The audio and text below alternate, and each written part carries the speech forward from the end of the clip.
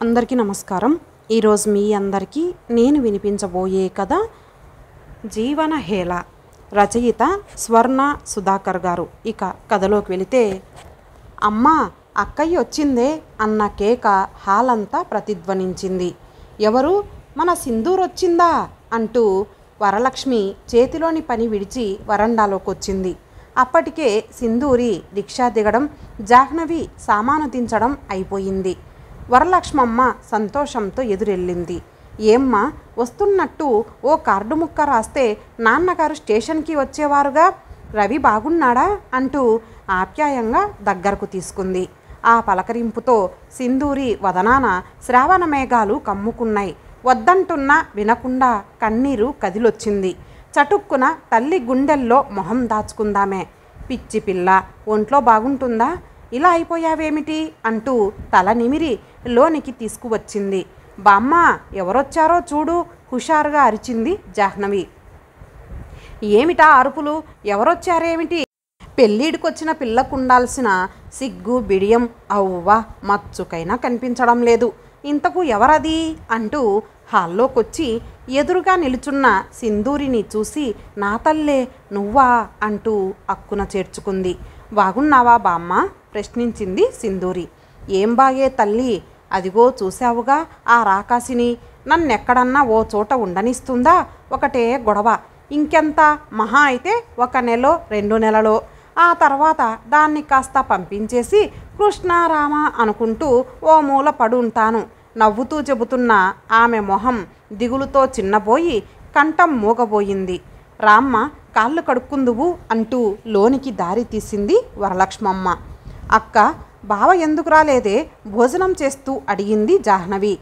ఏదో అర్జెంటు పని ఉందట, తర్వాత వస్తానన్నారు. మీ బావ గ్రీన్ సిగ్నల్ ఇస్తేనే కానీ పెళ్లి చేసుకోవా ఏం? తలెత్తకుండానే ప్రశ్నించిందామె. బావైతే ఒకటి, నువ్వైతే ఒకటినా? నాకు మీరిద్దరూ ఒకటే. నీకు నచ్చితే చాలక్క, నువ్వు కట్టించుకో తాళి అంటే కట్టించుకుంటాను. వద్దన్నావనుకో పెళ్లిపీటల మీద నుంచే లేచొచ్చేస్తాను ఆప్యాయంగా అక్కవైపు చూస్తూ అందామే. మరైతే నేను రెండో పెళ్లివాణ్ణి చూపించి కట్టించుకోవే తాళి అన్నాననుకో, అప్పుడేం చేస్తావే? పందెం నీకు నాకు. నువ్వు ఆ పని చేసి చూడు. నేను నీ మాట వింటానో లేదో కానీ నీ మనసు నాకు బాగా తెలుసు. నీ చెల్లెలికి రాబోయే భర్తను గురించి నాకంటే ఎక్కువగా ఆలోచిస్తావు అంటూ ప్రేమగా చూసింది ఆమె వైపు. నిండుగా నవ్వింది సింధూరి. అమ్మాయి గారికి అల్లరే కాకుండా అందమైన మాటలు కూడా వస్తున్నాయే. నాకు తెలుసే నీ సంగతి, అందుకే నీ పెళ్ళై వెళ్ళే వరకు ఇక్కడే ఉండిపోవాలని వచ్చేశాను తెలుసా అంది. బాగుంది. అబ్బాయి తల్లికి తండ్రికి నచ్చొద్దేమిటి? ఇంకా నచ్చకపోవడమేమిటి? కోరి కోరి నిన్ను వెతుక్కుంటూ వస్తే ఏదో లాంఛనానికి నిన్ను చూడ్డానికి వస్తున్నారు తప్ప ఆ అబ్బాయి నిన్ను కాక వేరొకరిని చేసుకోనని భీష్మించుకొని కూర్చున్నాడట. నాకన్నీ తెలుసులే అన్నట్లు గంభీరంగా నవ్వింది సింధూరి. ఓ అక్క అంటూ సిగ్గుపడింది జాహ్నవి. అక్క చెల్లెళ్ళిద్దరూ ఒకచోట ఉంటే మాటలు భోంచేస్తారు, తిన్నాక తీరికగా రాత్రి వరకు కూర్చొని మాట్లాడుకుందరు కానీ ప్రేమగా కసిరింది వరలక్ష్మి. ఆ ఇద్దరు ఆమెకు 2 కళ్ళు. ఇద్దరిని అలా చూస్తున్న ఆమె కళ్ళ నుంచి ఆనంద బాష్పాలు రాలాయి. దిష్టి తగులుతుందనుకుంటూ చూపులు మరల్చుకుందామే. విశ్వనాథం వరలక్ష్మమ్మలకు 2 కూతుళ్ళు.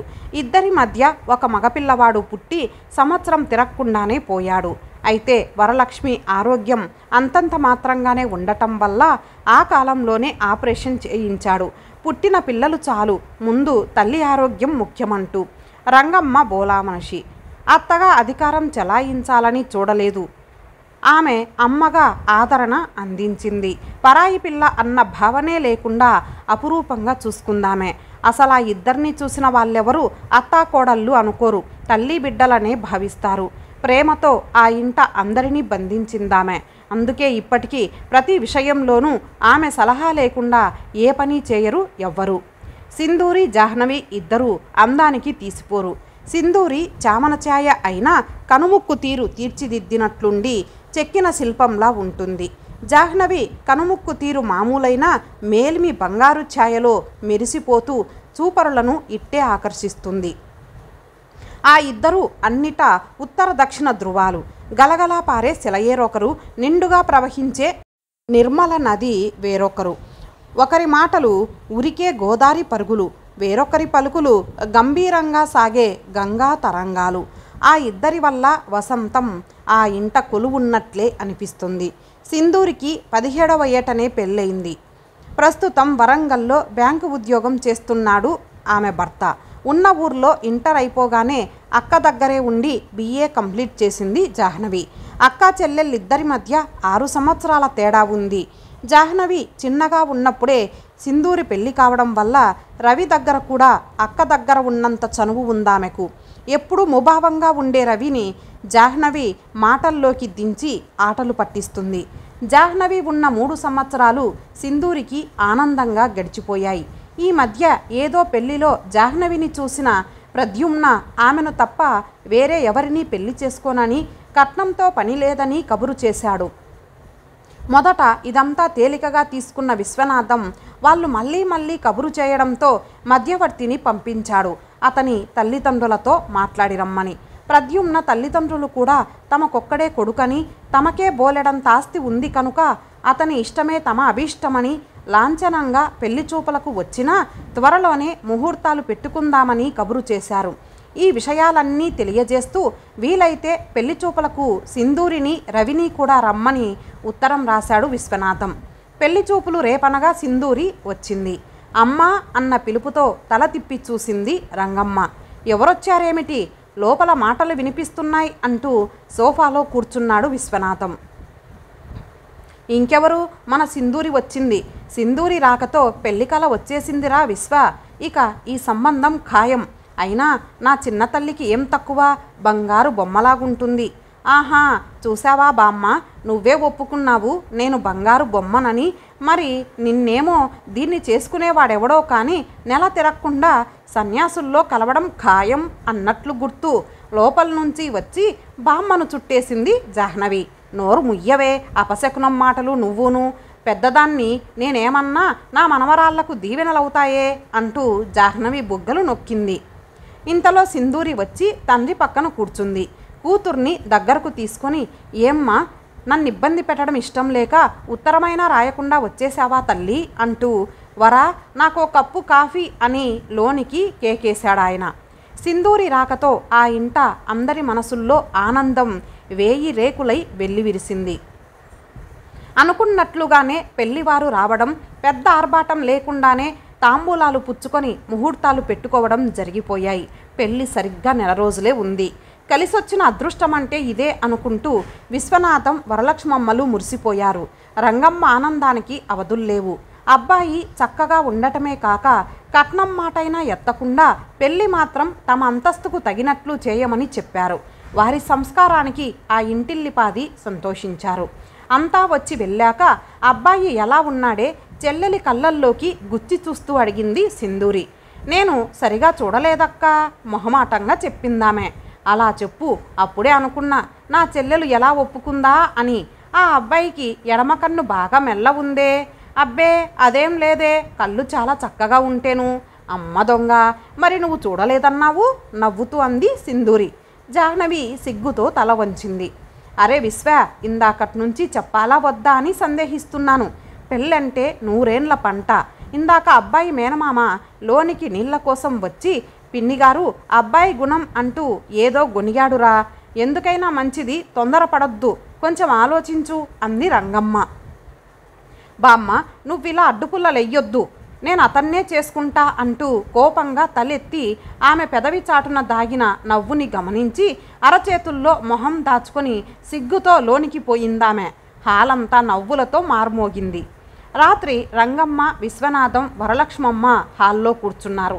కట్నం వాళ్ళు అడక్కపోయినా మనం అనుకున్నదేదో ఇచ్చేస్తేనే బాగుంటుంది కదా. తల్లి మొహంలోకి చూస్తూ అడిగాడు విశ్వనాథం. అవునురా, ఎలాగూ దాని పేరు మీద బ్యాంకులో 50,000 ఉన్నాయి కదా, అవి అలాగే ఉంచు. పెళ్ళయ్యాక వాళ్ళిష్టం, పిల్ల పేరు మీదే ఉంచుతారో ఏం చేసుకుంటారో. ఇక మనకున్న భూమిలో ఓ 10 ఎకరాలు అమ్మేస్తే ఎకరా 5,000 చొప్పునైనా 50,000 వస్తాయి. వాటిలో ఓ జత రాళ్ల గాజులు, ఓ చంద్రహారం చేయించి మిగిలిన డబ్బులు పెళ్లి ఖర్చులకు ఉంచుకుందాం. నువ్వంతగా ఇదైపోకు అందామే. అది కాదమ్మా, ఎంత ఆడపిల్లలైనా పెళ్లి చేసి చేతులు దులుపుకోలేముగా. తర్వాతైనా పురుళ్ళు పుణ్యాలు అంటూ ఏదో ఖర్చు వస్తూనే ఉంటుంది. నాక రిటైర్మెంట్ దగ్గరకొచ్చింది. 10 ఎకరాలు అమ్మేస్తే ఉన్న 15 ఎకరాలు తిండి గింజలకే సరిపోతే పై ఖర్చులకు రాబడి ఎక్కడి నుంచి వస్తుంది చెప్పు. అందుకే ఇప్పుడు ఆ నగల మాట ఎత్తకుండా 15-20 వేలు ఎక్కడి నుంచైనా వడ్డీకి తెస్తా. ఓ 5-6 నెలల్లో చీటీ కడుతున్న డబ్బు, పంట డబ్బు వస్తాయిగా. అప్పుడు ఆ అప్పు తీర్చి అమ్మాయికి నగలు చేయిద్దాం. బాగుండదేమో ఆలోచించరా. ఆడపిల్లనిచ్చుకునే వాళ్ళేమీ అడగలేదని అన్నిటా ఇలా మొండి చెయ్యి చూపిస్తే రేపొద్దున మన పిల్లను ఎలా చూస్తారో అంటూ సందేహం వెలిబుచ్చిందామె. నాన్న అంటూ గదిలోకొచ్చింది సింధూరి. ఏమ్మా రా, ఇంకా నిద్రపోలేదు అంటూ పక్కకు జరిగి కూతురికి చోటిచ్చాడు విశ్వనాథం. ఏమిటోరా, పిల్ల మరీ పాడైపోయింది. దాని ఆరోగ్యం బాగాలేనట్టుంది. ఈ పెళ్ళి కాస్త అయినాక మన డాక్టర్ అమ్మకు చూపించు. అదేం లేదు బామ్మ, నన్ను చూసి చాలా రోజులైనందుకు నీకలా అనిపిస్తుంది. ఏమ్మా నువ్వు చెప్పు, తల్లి వైపు చూసిందామె. అంతవరకు పిల్ల పెళ్ళై వెళ్ళిపోతే ఇల్లు చిన్నబోతుంది అన్న దిగులుతో కూర్చున్న వరలక్ష్మమ్మ ఉలిక్కిపడి, లేదులేవే బామ్మ మాట నిజం, పిల్లలు కలగలేదని బెంగ పెట్టుకున్నావా అంది. ఇదిగో నువ్వు అలాంటిదేం పెట్టుకోకు. నాకు పెళ్ళైన 13 సంవత్సరాలకు మీ నాన్న పుట్టాడు. నీకు నా చాలొచ్చి ఉంటుంది అంతే అంది రంగమ్మ. ఇంతకు ఏమిటమ్మా చెప్పాలనుకుంటున్నావు? మాట మార్చాడు విశ్వనాథం. మీరు మరోలా అనుకోనంటే ఒక మాట నాన్న, నేను ఎలాగూ రాళ్ల గాజులు వేసుకోవడం లేదు. అవి జాహ్నవి పెళ్ళికి మా గిఫ్టుగా ఇచ్చేయాలి అనుకుంటున్నాను. ఇక నా చంద్రహారం ఎలాగూ ఉందిగా, అది ఇప్పుడు చెల్లెలికి ఇచ్చేయండి. మీకు చేతికి డబ్బు అందాక దానికి కొత్తది చేయించి నాది నాకు ఇచ్చేయవచ్చు. తండ్రి మొహంలోకి చూసింది. చాలేవే మహా చెప్పొచ్చావు. ఆడపిల్ల సొత్తు తినే వంశమా మాది. ఇప్పుడు మాకేం తక్కువైందని. కాకపోతే అనుకోకుండా త్వరగా కుదిరినందువల్ల ఈ ఇబ్బంది కానీ. కోపంగా చూసింది రంగమ్మ. సింధు వద్దమ్మ, ఈ సంగతి తెలిస్తే మీ వాళ్ళేమనుకుంటారు? అయినా రవికి తెలిస్తే అపార్థం చేసుకోడు. కావాలంటే ఎవరి దగ్గరైనా అప్పు తెస్తారులే. అంతేకాని ఇలాంటి ఆలోచనలు పెట్టుకోకు. ఇంకా నయం, మన అదృష్టానికి ఇంత చక్కని సంబంధం దొరికినందుకు సంతోషించాలి. కానీ ఇదో సమస్య. కాకపోతే మీ నాన్న ఉద్దేశం ఒకటేనమ్మా. ఇప్పుడెలా సుఖంగా సంతోషంగా ఉన్నామో రేపొద్దున రిటైర్ అయినాక కూడా ఇలాగే ఉండాలి. కానీ ఉన్న ఊర్లో ఓ మెట్టు తగ్గకూడదు. ఇప్పుడు అప్పుడు కూడా ఏ విషయంలోనూ మీకు తేడా కనిపించకూడదనే మా తాపత్రయం. ఇవన్నీ మనసులో పెట్టుకోక పోయి పడుకో తల్లి, కూతురు వంక చూస్తూ అందామే. లేదమ్మా, మీ అల్లుడు కూడా అదే చెప్పారు. నేను ముందుగా రావడానికి వీలుండదు. ఏమైనా అవసరం ఉంటే మన చేతనైన సహాయం చేయాలి. ఆయనకి మాత్రం ఎవరున్నారు అని. ఇక నాకా ఆ గాజులు నప్పవని వేరే డిజైన్ గాజులు చేయించుకోవాలి అనుకుంటున్నాను. అందుకే దానికి ఇవ్వాలని ఎప్పుడూ అనుకున్నా.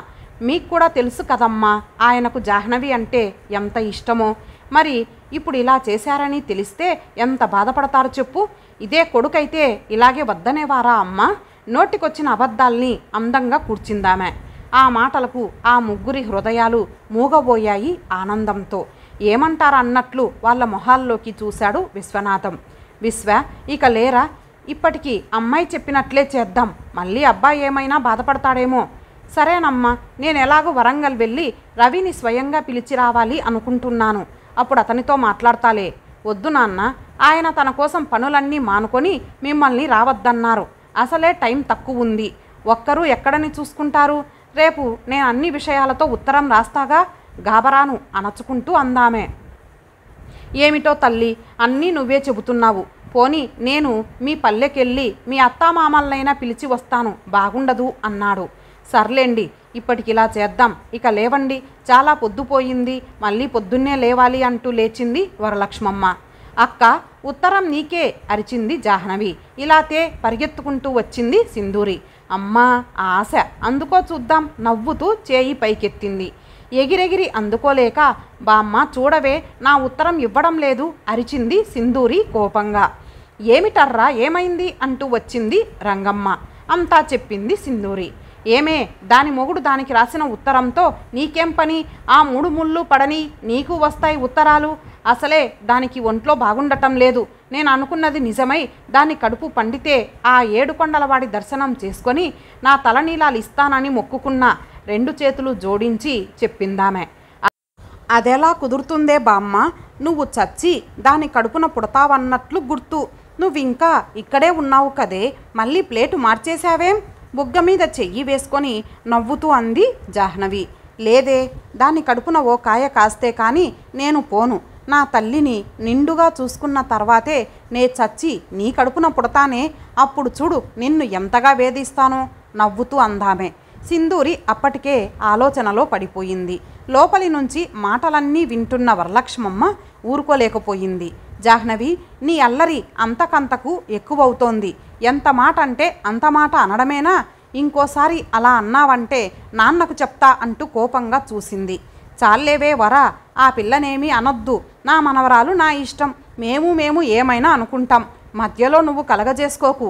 ఈ పిల్ల కాస్త వెళ్ళిపోతే నాకు పొద్దెలా పోతుందా అని కొట్టుకుంటోంది ప్రాణం. జాహ్నవిని దగ్గరకు తీసుకొని కళ్ళొత్తుకుందామే. మౌనంగా లోనికి వెళ్ళింది వరలక్ష్మమ్మ. పెళ్లి రోజు దగ్గరకొచ్చింది. రవి రాకపోవడం ఆ ఇంట అందరికీ వెలితిగానే ఉంది. సింధూరిని పక్కకు తీసుకెళ్లి మరీ అడిగాడు విశ్వనాథం. అతనికి ఏ విషయంలోనైనా కోపం వచ్చిందేమోనని. అదేం లేదు నాన్న, చూస్తున్నారుగా ఎప్పటికప్పుడు ఉత్తరాలు వస్తూనే ఉన్నాయి. వాళ్ళ బ్యాంకులో ఏవో లెక్కలు తేడాలొచ్చాయట. అవి సరిచేయకపోతే ఈయనకు మాటొస్తుందట. వీలైనంత వరకు తప్పక వస్తానన్నారు. మా అత్తమామల దగ్గరకు కూడా వెళ్ళొచ్చావుగా. అటువంటిది ఏమైనా ఉంటే వాళ్ళు చెప్పరా? ఈరోజో రేపో వాళ్ళంతా వస్తారు కూడా. నువ్విలా మనసులో దిగులు పెట్టుకోవద్దు. ఏమిటోనమ్మా, రవి రాకపోవడం ఎంత వెలితిగా ఉందో తెలుసా? పెళ్లి టైంకొచ్చినా బాగుండును నిట్టూరుస్తూ అన్నాడాయన. జాహ్నవి ప్రద్యుమ్నల వివాహం జరిగిపోయింది. సింధూరి జాహ్నవి వెంట అత్తవారింటికి వెళ్ళి 3 రోజులు ఉండి వచ్చింది. చెల్లెలి ఇంటిని చూసి ఎంతో ముచ్చటపడింది. రవి రాలేదన్న బాధ మాత్రం ఆ ఇంట అందరికీ ఉంది. అందరికీ సర్ది చెప్పలేక సింధూరి సతమతమైంది. ఇకంతా అయింది కనుక మరుసటి రోజు లేడీ డాక్టర్కు సింధూరిని చూపించి తర్వాత కూతురు వెంట వరంగల్ వెళ్ళి అలాగే అల్లుడిని పలకరించి రావాలని నిర్ణయించుకున్నాడు విశ్వనాథం. పొద్దెక్కిన సింధూరి లేవలేదేమిటా అని గదిలోకి వెళ్ళింది వరలక్ష్మమ్మ. సింధూరి చేయందుకొని కెవ్వుమని అరిచిందామె. ఆ అరుపుకు అందరూ పరిగెత్తుకు వచ్చారు. అప్పటికే సింధూరి ఈ లోకాన్నుంచి సెలవు తీసుకుంది. దిండు కింద రెపరెపలాడే ఉత్తరాన్ని తీసి చదివి అక్క మీద వాలిపోయింది జాహ్నవి. నా ప్రియమైన జాహ్నవి, మీ అందరి గుండెల్లో విరిసిన ఆనందపు మల్లెల్ని ఒక్కసారే ఒక్కదాన్నే తెంచుకొని పోతున్నానే. ఎంత స్వార్థమో కదూ, నన్ను క్షమించు. నీ పెళ్ళి నిండుగా జరగాలని, ఏ ఆటంకమూ రాకూడదని ప్రతి నిమిషం నాలో నేనే రగిలి కుమిలి వద్దు తల్లి ఆ నరకం. ఎప్పుడూ అబద్ధం చెప్పని నేను కాలకూట విషం లాంటి ఈ నిజాన్ని దాచాలని అడుగడుగునా అబద్ధాలు చెబుతూ మిమ్మల్ని నమ్మించాను. మీ అందరి ఆప్యాయతలో తేలిపోతూ ఇంకా ఉండాలన్న ఆశ చావక జీవితాన్ని ఎక్స్టెండ్ చేసుకుపోతున్నా కానీ ఇక నా చేత కాదే. అబద్ధాలు చెప్పి అలసిపోయాను. అందుకే సెలవు తీసుకుంటున్నాను. మీరంతా ఎంతో ఉన్నతుడిగా ఊహించే మీ బావ ఓ అల్పుడని చాలా ఆలస్యంగా తెలుసుకున్నాను. అతని హృదయం పాషాణమని మొదటిసారే కనుగొన్నాను. నాకు పిల్లలు పుట్టలేదన్న ఓ చిన్న సాకుతో నిన్నే కావాలంటే నేనేం చెప్పగలను? హాస్యమని పరిహసించబోయాను. నిజమని తెలిసి నివ్వెరబోయాను. పన్నీరు తప్ప కన్నీరెరుగని మీ గుండెలను నా సమస్య ఒక జడివానై కుదిపేస్తుందని పెదవి విప్పి చెప్పలేకపోయాను. పిల్లల కోసమే అయితే వేరెవరినైనా చేసుకోమని అర్థించాను. కాళ్ళు పట్టుకొని వేడుకున్నా ఫలితం లేదు సరికదా. నరకం అంటే ఎలా ఉంటుందో చూపించారు. ఏ రాక్షస క్షణాన ఆ ఊహ అతనిలో చోటు చేసుకుందో తెలియదు. కానీ నీ పెళ్లి గురించిన ఉత్తరం రావడంతో అతని నీచత్వం బయటపడింది. అతను కోరేది నీ అందాన్నని మొదటిసారిగా తెలుసుకున్నాను. నీ అంగీకారంతోనే రావాలి తప్ప నీవు లేని ఆ ఇంట్లో నాకు స్థానం దొరకదని ఖచ్చితంగా చెప్పారే. ఈ సంగతి ముందే నాన్నకు తెలిస్తే తన బంగారు తల్లి జీవితం ఇలా బూడిద పాలైందని తట్టుకోలేరని, తన 2 కళ్ళల్లో అమృతం దాగుందని మురిసే అమ్మ ఓ కంట్లో విషం నిండుకుందని తెలిసి ఉండలేదని, అందరికంటే ముందే మీ అందరి ఒడిలోనే సెలవు తీసుకోవాలని చెప్పలేదే. ఇక నుంచి నువ్వు నేను అన్నీ నీవై అమ్మా నాన్న బామ్మలను మరిపించాలి, సరేనా? మీ అందరికీ అనుమానం రాకుండా నాకొచ్చే ఉత్తరాల్ని నేనే రాసుకునేదాన్ని. పెళ్లి హడావిడిలో మీరు గమనించలేదు, కానీ నేనెంత అదృష్టవంతురాలనో తెలుసా? నా ఈ చిన్న జీవితంలో మీ అందరి సమక్షంలో ఈ నెల రోజుల్లో ఓ యుగానికి సరిపడా అనురాగాన్ని, ఆప్యాయతను, ఆత్మీయతను పొందాను. ఇంకేం కావాలి? మళ్ళీ ఎంత ఆశో చూసావా? తిరిగి నీ కడుపునే పుట్టాలని ఉందే. బామ్మ, నీ ఛాన్సు నేను కొట్టేస్తున్నా, కొప్పడొద్దు. ఇప్పటికే ఆలస్యమైంది. ఇంకా ఇలా మరో క్షణం ఆలోచిస్తే మీ అందరి ప్రేమే చాలన్న తలపు నాలో నిండి ఉండిపోతానేమో. అందుకే వెళ్ళిపోతున్నా. ప్రేమతో మీ సింధు. ఇంతటితో ఈ కథ సమాప్తం. మరలా మరొక మంచి కథతో కలుద్దాం. అంతవరకు సెలవు. నమస్తే.